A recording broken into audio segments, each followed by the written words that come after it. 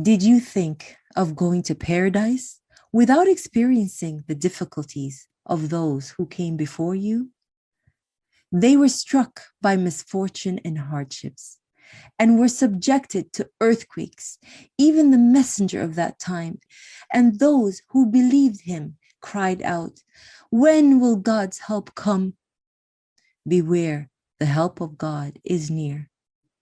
They ask you what they should spend their wealth on.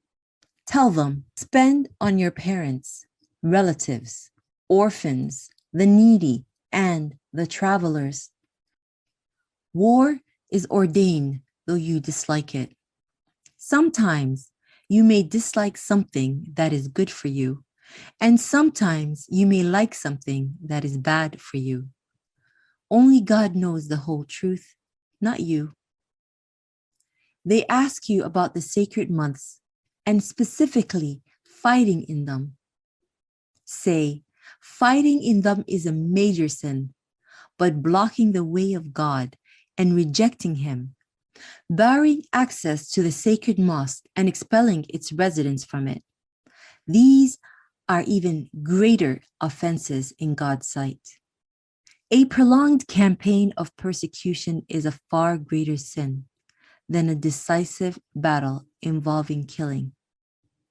The disbelievers will go on fighting until they achieve what they want, that you give up your religion. But beware, if any of you gives up his religion and dies as a disbeliever, such people's deeds will come to nothing in this world and in the hereafter. These are people of the fire, where they will stay forever. The believers who migrated and struggled in God's way have full hope in God's kindness. God is the forgiving, the kind. They ask you about wine and gambling. Say, both are major sins. There is a small benefit for people, but the sin in them by far outweighs any benefits. They ask you what they should spend in charity. Say, whatever you can spare.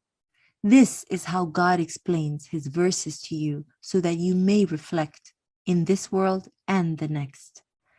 They also ask you about orphans. Say, keeping their affairs and accounts in order is best. If you mix your investments with theirs, remember that they are your brothers and sisters, and God knows